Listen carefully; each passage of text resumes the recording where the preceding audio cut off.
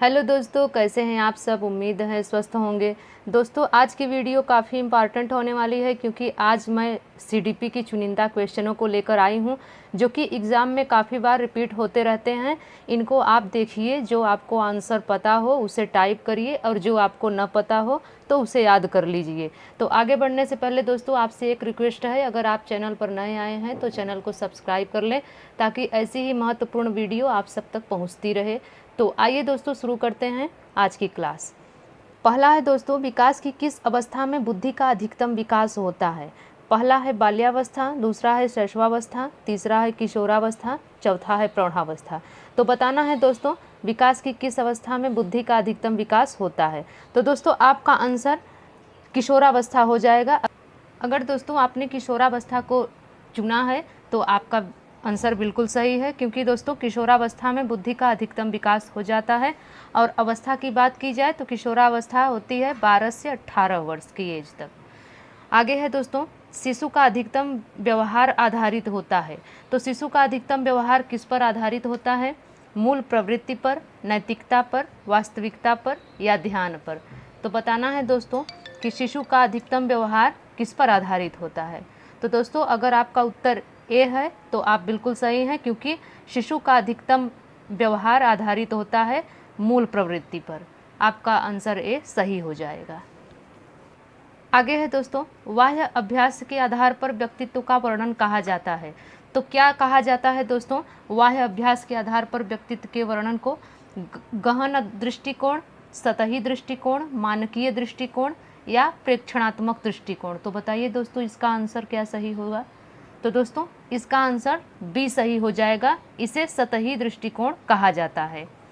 तो बताना है दोस्तों विद्यार्थियों के पोर्टफोलियो के लिए सामग्री का चयन करते समय क्या जरूरी होना चाहिए।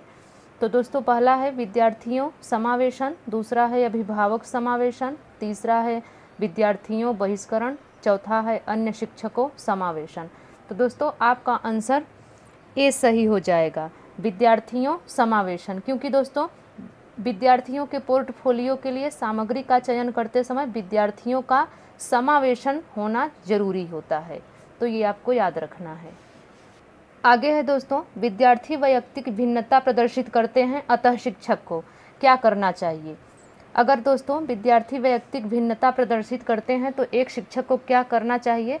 पहला है अधिगम की एक समान गति पर बल देना चाहिए, कठोर अनुशासन सुनिश्चित करना चाहिए, तीसरा है परीक्षाओं की संख्या को बढ़ा देनी चाहिए, चौथा है सीखने के विविध अनुभवों को उपलब्ध कराना चाहिए। तो बताइए दोस्तों आपका आंसर क्या सही हो जाएगा।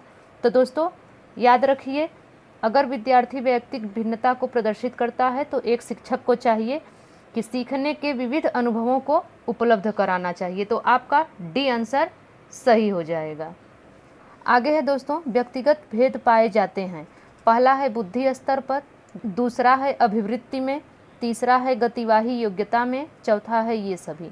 तो दोस्तों याद रखिए, व्यक्तिगत भेद पाए जाते हैं बुद्धि पर भी, अभिवृत्ति में भी और गतिवाही योग्यता में, यानी कि आपका डी आंसर बिल्कुल सही हो जाएगा। अगर आपने डी चुना है तो आप बिल्कुल सही हैं। आगे है दोस्तों, चिंतन प्रारंभ होने के लिए क्या आवश्यक है। पूर्वानुभव, दूसरा है भाषा, तीसरा है तर्क, चौथा है समस्या। तो दोस्तों अगर चिंतन प्रारंभ हो रहा है तो उसके लिए क्या आवश्यक है। तो दोस्तों अगर चिंतन को प्रारंभ करना है तो उसके लिए समस्या का होना जरूरी होता है, क्योंकि दोस्तों जब समस्या रहेगी तभी चिंतन प्रारंभ होगा। अगर आपने डी आंसर चुना है तो आप बिल्कुल सही हैं। आगे है दोस्तों, बुद्धि लब्धि संप्रत्यय विकसित किया, किसने किया है बुद्धि लब्धि संप्रत्यय। तो दोस्तों पहला है बिने ने, दूसरा है रीड ने, तीसरा है स्टरमन ने और चौथा है कर्टल ने। तो किसने बुद्धि लब्धि का संप्रत्यय विकसित किया। तो आपका आंसर टर्मन ने सही हो जाएगा। बुद्धि लब्धि का सूत्र टर्मन ने दिया था दोस्तों, मानसिक आयु बटे वास्तविक आयु गुणे 100। तो ये आपको याद रखना है। आगे है दोस्तों, इनमें से किसके द्वारा समस्या समाधान को विद्यार्थियों के लिए मज़ेदार बनाने में मदद नहीं मिलती। याद रखिए दोस्तों यहाँ पर निगेटिव पूछा गया है तो हमें निगेटिव में ही आंसर देना है। पहला है विद्यार्थी स्वयं कार्य कर रहा हो तो उसे परिपूर्णता की अपेक्षा करना चाहिए, दूसरा है मुक्त अंत वाली सामग्री उपलब्ध कराना चाहिए, तीसरा है मुक्त खेल हेतु समय देना, चौथा है सृजनात्मक चिंतन हेतु असीमित अवसर उपलब्ध कराना। तो बताइए दोस्तों इसका आंसर क्या सही हो जाएगा। तो दोस्तों इसका आंसर ए बिल्कुल सही हो जाएगा, क्योंकि दोस्तों अगर बच्चों को समस्या समाधान के लिए मज़ेदार बनाना है, अगर उसको मदद नहीं मिलेगी तो कैसे मदद उसको नहीं मिलेगी, तो जब विद्यार्थी स्वयं कार्य कर रहा हो और उससे परिपूर्णता की अपेक्षा किया जा रहा हो कि आप अगर काम कर रहे हैं तो आप इसको पूरा करिए, तो इससे बच्चों को मज़ेदार बनाने में मदद नहीं मिलती। तो ये आपको याद रखना है। आगे है दोस्तों, गतिक कौशल में अधिगम निर्योग्यता कहलाती है। तो अगर गतिक कौशल में अधिगम निर्योग्यता है तो उसे क्या कहा जाता है? डिस्फ्रेजिया, दूसरा है डिस्प्रेक्सिया, तीसरा है डिस्कैल्कुलिया, चौथा है डिसलेक्सिया। तो बताइए दोस्तों इसमें आपका आंसर क्या सही हो जाएगा। तो दोस्तों आपका आंसर बी सही हो जाएगा, क्योंकि गतिक कौशल में अधिगम निर्योग्यता को डिस्प्रेक्सिया कहा जाता है। डिस्कैल्कुलिया किसे कहा जाता है? तो दोस्तों गणितीय संबंधी विकार को डिस्कैल्कुलिया कहा जाता है। आगे है दोस्तों, अधिगम निर्योग्यता है। तो अधिगम निर्योग्यता क्या है? समुचित निवेश के साथ सुधार योग्य नहीं होती है, एक स्थिर अवस्था, तीसरा है एक चर अवस्था, चौथा है जरूरी नहीं कि कार्य पद्धति की हानि करे। तो बताइए दोस्तों अधिगम निर्योग्यता के बारे में क्या सही है। तो दोस्तों याद रखिए अधिगम निर्योग्यता एक चर अवस्था होती है। अगर आपने सी आंसर को चूज़ किया है तो आप बिल्कुल करेक्ट हैं, तो आपका सी आंसर सही हो जाएगा। आगे है दोस्तों, इनमें से किसके अतिरिक्त अन्य सभी समस्या समाधान की प्रक्रिया के चरण हैं। तो बताना है दोस्तों, पहला है परिणामों की आशा न करना, दूसरा है समस्या की पहचान करना, तीसरा है समस्या को छोटे हिस्सों में बांटना, चौथा है संभावित युक्तियों को खोजना। तो बताइए दोस्तों इसमें आंसर क्या सही हो जाएगा। इनमें से किसके अतिरिक्त अन्य सभी समस्या समाधान की प्रक्रिया के चरण हैं। दोस्तों इसमें से आपको ढूंढकर बताना है। तो दोस्तों आपका आंसर ए सही हो जाएगा, परिणामों की आशा करना, ये आपका आंसर सही हो जाएगा। बाकी सभी दोस्तों समस्या समाधान की प्रक्रिया के चरण हैं, पर जो ए आंसर है ये परिणामों की आशा करना, ये समस्या समाधान की प्रक्रिया का चरण नहीं है।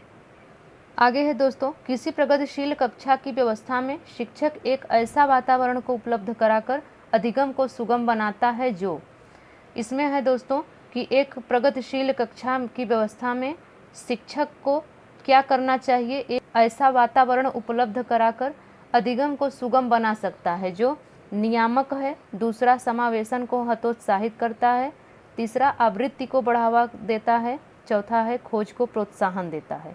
तो बताइए दोस्तों इसमें से आंसर क्या सही हो जाएगा। तो दोस्तों अगर आपने डी आंसर को चुना है तो आप बिल्कुल करेक्ट हैं, क्योंकि खोज को प्रोत्साहन देता है। अगर कोई शिक्षक है, अगर वो अपनी कक्षा में वातावरण को उपलब्ध कराकर अधिगम को सुगम बनाता है तो वह खोज को प्रोत्साहन देता है। तो ये आपका आंसर सही हो जाएगा। आगे है दोस्तों, सीखने की प्रक्रिया को प्रभावित करने वाला कारक क्या है। पहला है अनुकरण, दूसरा है प्रशंसा एवं निंदा, तीसरा है प्रतियोगिता, चौथा है ये सभी। तो बताइए दोस्तों इसका आंसर क्या सही हो जाएगा। सीखने की प्रक्रिया को प्रभावित करने वाला कारक, तो दोस्तों याद रखिए सीखने की प्रक्रिया को प्रभावित करने वाला कारक अनुकरण भी है, प्रशंसा एवं निंदा भी है, प्रतियोगिता भी है। तो दोस्तों अगर आपने डी आंसर को चुना है तो आप बिल्कुल सही हैं। आगे है दोस्तों, बालकों के सीखने में प्रेरणा को किस रूप में उपयोगी माना जाता है।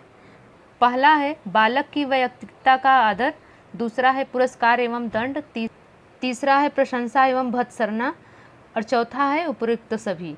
तो दोस्तों बताइए बालकों के सीखने में प्रेरणा को किस रूप में उपयोगी माना जाता है। तो याद रखिए दोस्तों अगर आपने डी आंसर को चुना है तो आपका बिल्कुल करेक्ट हो जाएगा, क्योंकि दोस्तों अगर बालक की व्यक्तित्व का आदर नहीं किया जाएगा तो वह सीखने में उपयोगी नहीं माना जाएगा। तो दोस्तों पुरस्कार एवं दंड की भी आवश्यकता होती है और प्रशंसा एवं भर्त्सना की भी आवश्यकता होती है। तो आपका आंसर डी सही हो जाएगा। आगे है दोस्तों, टर्मन के अनुसार 90 से 100 बुद्धि लब्धि का बालक माना जाता है। तो बताना है दोस्तों, पहला है मंद बुद्धि, दूसरा है सामान्य बुद्धि, तीसरा है श्रेष्ठ बुद्धि और चौथा है क्षीण बुद्धि। तो बताइए दोस्तों, टर्मन के अनुसार 90 से 100 बुद्धि लब्धि का बालक माना जाता है। तो दोस्तों, अगर आपने बी उत्तर दिया है तो आपका बिल्कुल करेक्ट है, क्योंकि 90 से 100 की बुद्धि लब्धि का बालक सामान्य बुद्धि का माना जाता है। आगे है दोस्तों, हाल का सिद्धांत किसकी व्याख्या करता है? पहला है बुद्धि की प्रकृति का, दूसरा है अधिगम में अभिप्रेरणा की भूमिका, तीसरा है मूल्यों का विकास, चौथा है किशोरों का मनोविज्ञान। तो बताना है दोस्तों, हॉल का सिद्धांत किसकी व्याख्या करता है? तो दोस्तों, अगर आपने डी आंसर को चुना है तो आपका बिल्कुल उत्तर सही हो जाएगा, क्योंकि हॉल का सिद्धांत किशोरों का मनोविज्ञान की व्याख्या करता है। आगे है दोस्तों, बच्चों के शाब्दिक या गैर शाब्दिक दंड देने का परिणाम होता है। अगर दोस्तों बच्चों को शाब्दिक या गैर शाब्दिक दंड दिया जाता है तो उसका क्या परिणाम होता है? पहला है उन्हें कार्य करने के लिए प्रेरित करना, दूसरा है बच्चे की छवि की सुरक्षा करना, तीसरा है उनके अंकों में सुधार करना, चौथा है उनकी स्वयं के प्रति अवधारणा को नष्ट करना। अगर दोस्तों बच्चों को शाब्दिक या गैर शाब्दिक दंड दिया जाता है तो उसका परिणाम क्या होता है? तो दोस्तों, अगर आपने डी आंसर को चुना है तो आप बिल्कुल सही हैं, क्योंकि अगर बच्चों को शाब्दिक या गैर शाब्दिक दंड दिया जाता है तो वह उनकी स्वयं के प्रति अवधारणा को नष्ट करना होता है। आगे है दोस्तों, सीखने का सर्वाधिक उपयुक्त अर्थ है। पहला है कौशल अर्जन, दूसरा है ज्ञानार्जन, तीसरा है व्यवहार में परिमार्जन, चौथा है वैयक्तिक समायोजन। तो बताइए दोस्तों, इसमें से आपका क्या आंसर सही हो जाएगा? तो दोस्तों, अगर आपने सी उत्तर दिया है तो आपका आंसर बिल्कुल करेक्ट हो जाएगा कि सीखने का सर्वाधिक उपयुक्त अर्थ होता है व्यवहार में परिमार्जन या व्यवहार में परिवर्तन करना ही सीखना कहलाता है। आगे है दोस्तों, वाणी दोष नहीं है। तो इसमें बताना है कौन सा वाणी दोष नहीं है। पहला है ध्वनि परिवर्तन और अस्पष्ट उच्चारण, दूसरा है धीमी या तेज गति से बोलना, तीसरा है हकलाना और तुतलाना, चौथा है तीव्र अस्पष्ट वाणी। तो बताइए दोस्तों, आपका आंसर इसमें से क्या सही हो जाएगा? वाणी दोष नहीं है। तो दोस्तों, अगर आपने दूसरा उत्तर चुना है तो आपका बिल्कुल करेक्ट है, क्योंकि दोस्तों धीमी या तेज गति से बोलना यह वाणी दोष नहीं है। आगे है दोस्तों, जब बच्चा फेल होता है तो उसका तात्पर्य यह है कि पहला है बच्चा पढ़ाई के लिए योग्य नहीं है, दूसरा है बच्चे ने उत्तर को सही तरीके से नहीं किया, तीसरा है बच्चे को प्राइवेट ट्यूशन लेनी चाहिए थी, चौथा है व्यवस्था फेल हुई है। तो बताइए दोस्तों, इसका सही आंसर क्या हो जाएगा? अगर बच्चा फेल होता है तो उसका क्या तात्पर्य है? तो दोस्तों, अगर आपने डी आंसर चुना है तो आप बिल्कुल करेक्ट हैं, क्योंकि बच्चा जब फेल हो जाता है तो उसका अर्थ ये है कि व्यवस्था फेल हो गई है। बच्चा पढ़ाई के लिए योग्य नहीं है, ये आपका गलत उत्तर है। बच्चे ने उत्तर को सही तरीके से नहीं किया, ये भी गलत है। बच्चे को प्राइवेट ट्यूशन लेनी चाहिए थी, ये भी गलत है। तो आपका आंसर डी सही हो जाएगा कि बच्चा फेल होता है तो व्यवस्था फेल होती है। आगे है दोस्तों, शिक्षण से अधिगम पर बल देने वाला परिवर्तन हो सकता है। शिक्षण से अधिगम पर बल देने वाला परिवर्तन क्या हो सकता है? पहला है परीक्षा परिणामों पर केंद्रित होकर, दूसरा है बाल केंद्रित शिक्षा पद्धति अपनाकर, तीसरा है रटने को प्रोत्साहित करके, चौथा है अग्र शिक्षण की तकनीकी अपनाकर। तो बताइए दोस्तों, इसमें से आपका आंसर क्या सही हो जाएगा? शिक्षण से अधिगम पर बल देने वाला परिवर्तन हो सकता है। तो बताइए दोस्तों आंसर। तो दोस्तों, अगर आपने बी उत्तर चुना है तो आप बिल्कुल करेक्ट हैं, क्योंकि बाल केंद्रित शिक्षा पद्धति को अपनाकर शिक्षण से अधिगम पर बल दिए जाने वाला परिवर्तन होता है। आगे है दोस्तों, मूल्यांकन से अभिप्राय है। पहला है छात्रों की आवश्यकता का पता लगाना, दूसरा है छात्रों की बुद्धि का पता लगाना, तीसरा है छात्रों की अधिगम सफलता व असफलता का अध्ययन करना, चौथा है स्वस्थ परीक्षण करना। तो बताना है दोस्तों, मूल्यांकन से क्या अभिप्राय है। तो दोस्तों, आपका आंसर सी बिल्कुल करेक्ट हो जाएगा कि मूल्यांकन से यह अभिप्राय है कि छात्रों की अधिगम सफलता व असफलता का अध्ययन करना ही मूल्यांकन होता है। तो दोस्तों, अगर आपने सी आंसर चुना है तो आप बिल्कुल सही हैं। तो दोस्तों, यह वीडियो आपको कैसी लगी कमेंट में ज़रूर बताएं।